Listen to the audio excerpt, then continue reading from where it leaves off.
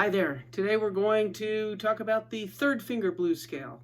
So this scale pattern is the last one of the blues scale patterns, and in the next video I'll talk about how they all link up to form more octaves, more fun. More notes, more fun. So this is going to follow the same formula of root, flat 3, minor third, fourth, flat 5, 5, 7, and root again. So I started on G, so I've got G, B flat, C, D flat, D, F, and G. And then back down.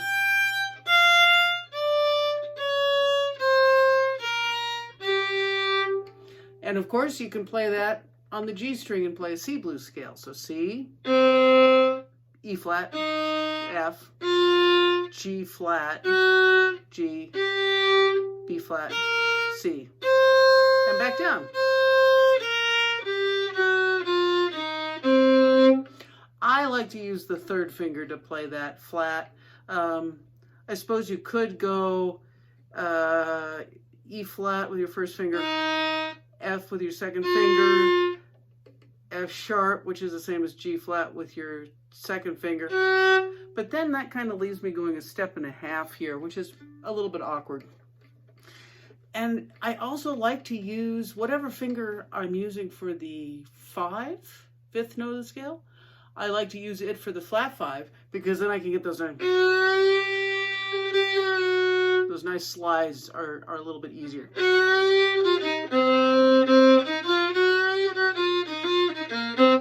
Alrighty, so how to get yourself familiarized with this pattern? Well, the things we've done in the past where you're starting from each note of the scale. So let's start from the root and alternate all the other different notes. So we'll start with G to B flat, to G, to C, to G, to D flat, G, D, G, F, G, to G.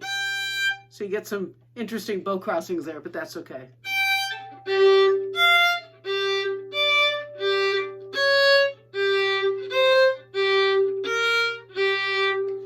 And so do that starting from each pitch. I won't go through all of those, but let's maybe come up with some different patterns that you can play going up and down. So maybe, so that was G, up a degree. I say a degree meaning the next part of the scale, next note in the scale. Normally when we say degree, we mean a whole step or a half step up. In this case, it's a minor third up. So I'm going to go G, up again, back to where I started. G, B flat, C, back to G. Now I'm going to start on the B flat, doing that same pattern.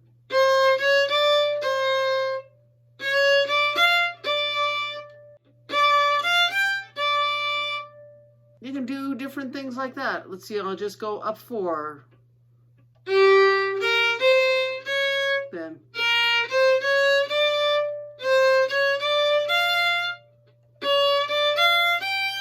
back down.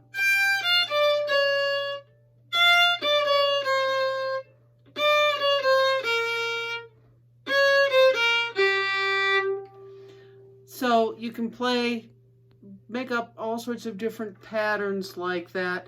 A tricky one is to go skip a scale degree and go up 2 of them. So I go from G to C to B flat to D flat, C to F, D flat to G. I kind of left out this D natural, but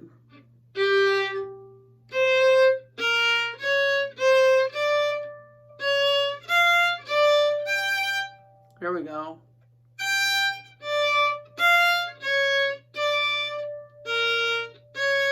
No.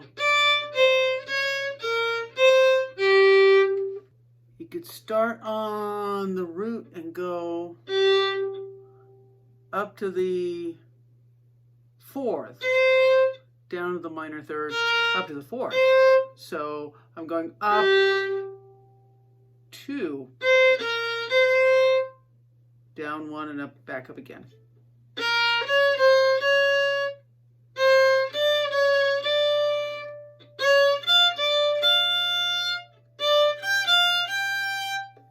So it sounds a little different each time you start on a different part of the scale because the intervals are a little bit different, which is part of the challenge. This is really making my brain work. Okay, here's another one. So I start on the root and I went up 2 again, but now I'm just going to go back down instead.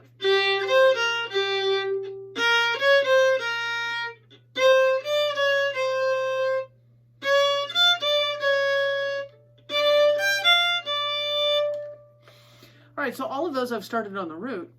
Here's one where I'm starting on the 4th and going down.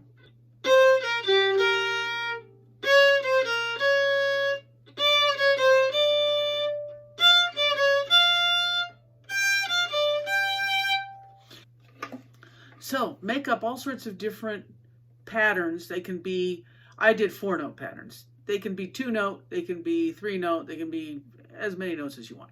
And see if you can sequence them. Sequencing is when you play the same thing but starting on different notes of the scale. And that will also start giving you some licks to be using when we get to soloing. So that takes a little bit of brain work, but that's what will make you learn that pattern. And then you can just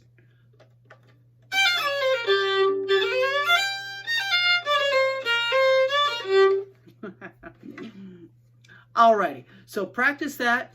Play it over a G Blues backing track. Makes it a whole lot more fun. And I will be seeing you soon with the next video about stringing them all together. All right, have fun.